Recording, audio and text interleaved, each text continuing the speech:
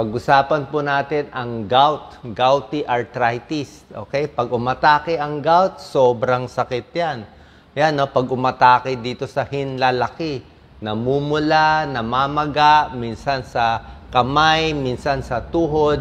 Kaya ituturo ko sa inyo ngayon, ano yung first aid pag umatake yung gout, ano yung gamot mismo. Ayan, bilang internist, cardiologist, actually binibigay ito ng mga rheumatologist. Yung gamot mismo sa first aid, yung dosis tuturo ko, pati prevention, ano yung mga gamot, at paano malaman kung gout ba o baka simpleng arthritis ng pag-edad tulad ng osteoarthritis lang. Okay? Para malaman kung osteoarthritis, old age lang ba, or gout, kailangan i-check ang uric acid sa dugo. After 4 hours fasting, i-check ang uric acid, makikita na nila ito. So, pag uric acid level mo less than 5 mg per DL, ayan, or 300 micromoles per liter, safe ka, hindi aatake. 5 to 6, safe pa rin. 6 to 7, medyo delikado na, tumataas na siya, warning ka na. Pag uric acid mo lampas 7, mataas na yan. Or over 400 micromoles per liter. May mga pasyente nga, 10 10 Ibig sabihin, mataas na mataas. Pwedeng namamana, pwedeng sa pagkain, depende. Okay? Around 5% ng population may gout, marami. Pero mas marami yung may osteoarthritis ng pag-edad, siguro baka 40-50%, di ba? So, anong dahilan nito? Pwedeng overweight, tsaka sa mga pagkain. Ito yung mga parts na tinatamaan sa gout. Pwede sa kamay, pwede sa tuhod, pwede sa hinlalaki. Trigger, alak. High sugar, matatamis. High purine foods. Ito yung mga pagkain. Actually, alak talaga malakas magpataas.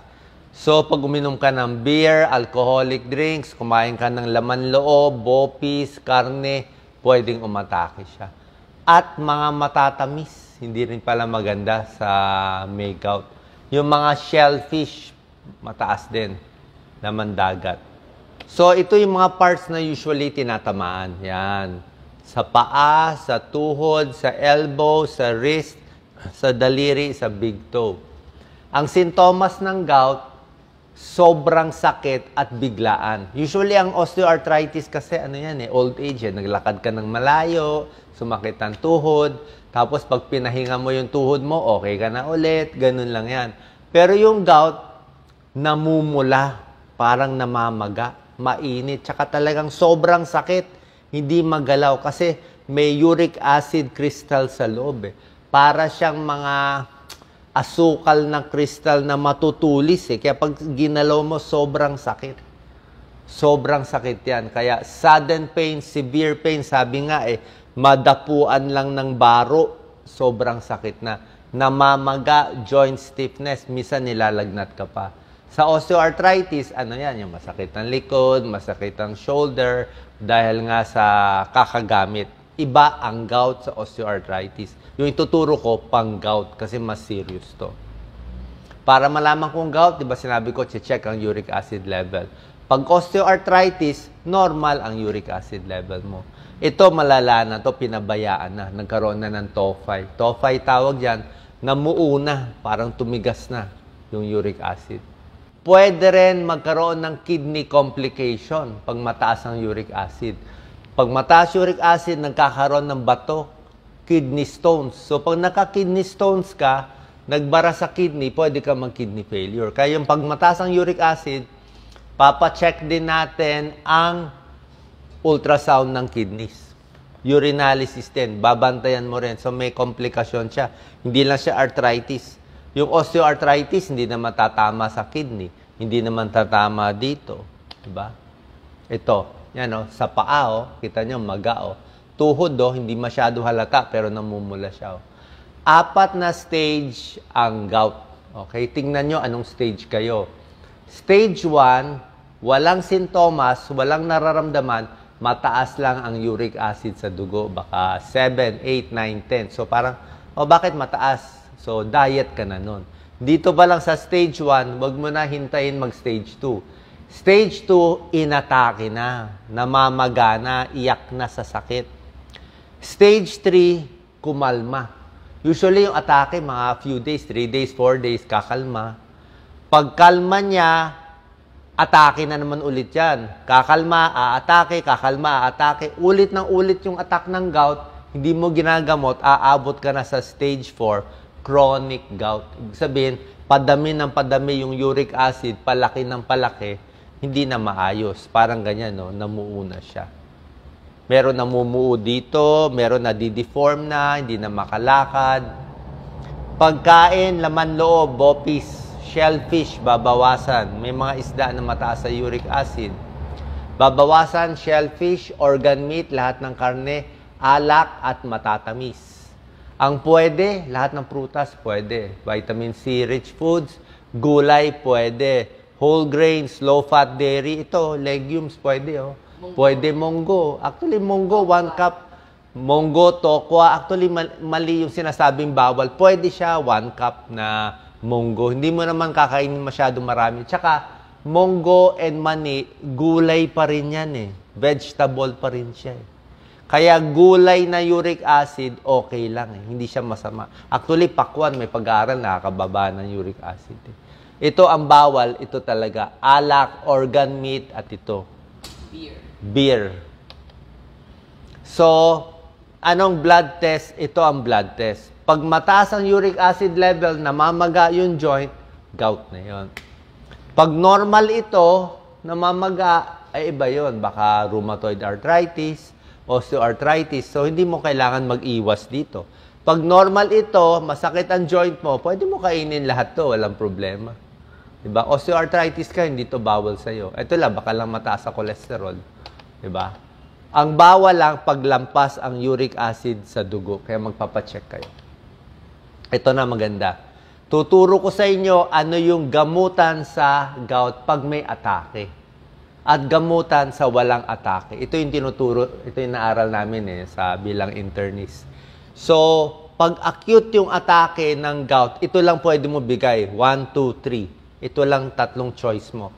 Number 1, pwedeng pain reliever. Alam niyo naman ako, hindi ako mahilig sa pain reliever. Pero, kung gout na sobrang sakit, walang choice pain reliever tayo. Sobrang sakit Ito, pinakamaganda dito sa tatlo, colchicine. Pag atake ng gout, binibigyan ng colchicine 3 times a day hanggang mawala yung atake. Pag kalmado na, pwedeng gawin 2 times a day, pwede gawin once a day na lang yung colchicine. Pag kalmado pa, minsan mine-maintain ng 3 times a week, 5 times a week. So, ganon, during acute attack, 3 times a day. Pero, syempre, bawat gamot dito, may side effect na binabantayan. Kaya, doktor nyo magre-reseta. Pinapaalam ko lang sa inyo para marunong kayo. Pain reliever, ano yung mga side effect? Tuturo ko mamaya. Colchicine, steroids, binibigay rin kung matindi talaga yung atake, yung sobrang tindi, sobrang sakit. Para mas mabilis, colchicine with steroids, binibigay yan. Pag kalmado na, wala nang atake, tapos na yung atake, gusto mo lang ibaba yung uric acid sa dugo ng pasyente, ito binibigay. I'm sure comment kayo, nire-reseta to sa inyo. Allopurinol and febuxostat. Okay? Allopurinol, lumang gamot, mas mura, kaya lang maraming side effect. Pero pwede rin. Febuxostat, bagong gamot, mas mahal, less side effect. Okay? So, itong dalawa binibigay, maintenance, pag walang atake ng gout. Oras na may atake, namamaga, namumula, bawal itong dalawa. Tulad na sinabi ko, acute attack, bawal itong allopurinol, febuxostat, dito ka lang pipili sa tatlo. Pag kalmado na, pwede ka na nito. Bakit ganon? Kasi pag pinainom mo nitong gamot na to, habang may acute attack, pwedeng lumala lalo. Pwedeng lumala. Kailangan kalmado na. Siyempre, prevention, magpapayat, iwas alak, iwas red meat, at iba pa. Ito na.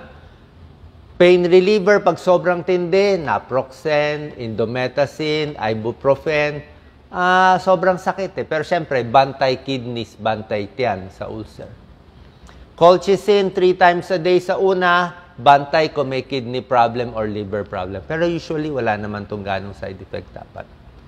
Steroids, sandali lang to. Short time lang to binibigay. Mga 1 week lang, tsaka kung matindi, tsaka low dose lang to. Low dose prednisone, no? Mababa lang binibigay.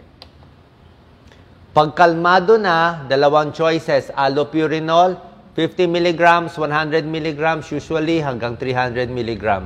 Sa abroad, up to 600 to 800. Tayo, hindi tayo maabot hanggang 300 mg lang tayo. Biray, 600 eh. Febuxostat, ang dosis, 40 mg a day, up to 80 mg a day. Para sa Pilipino, okay na yan. Sa Europe, gusto nila 120. Mataas na masyado sa atin yan. Usually, low dose lang tayo dito. Bantay sa kidneys. Pag may sira kidneys, bawal to. At bawas sa pagkain. Ituturo natin. Healthy foods. Lose weight. Ito, napakahalaga. Hindi ko pa binibigay pinakamahalagang tip. Inom ng 8 to 10 glasses of fluid or water in the every day. Diba? Nagsasawa na ba kayo sa sinasabi ko? Puro tubig na lang si Doc. Diba? Ito kasi libre. Libre na. Gagaling kayo. Pang mahirap, pang walang pera. Pinakamaganda ay pa uminom. Diba sinabi ko sa inyo, tubig. Para sa UTI, para sa kidney, para gumanda, sa balat, para sa migraine. Ang dami, para sa puso. Lahat maganda ang tubig, di ba? Pampalakas. Kita mo, ano gamot sa gout? Tubig din eh. Tubig din ang gamot. Ayan, no? Para malabas yung uric acid, malabas yung mga toxin eh. Di ba yan, no? Avoid alcohol, di ba? Tubig.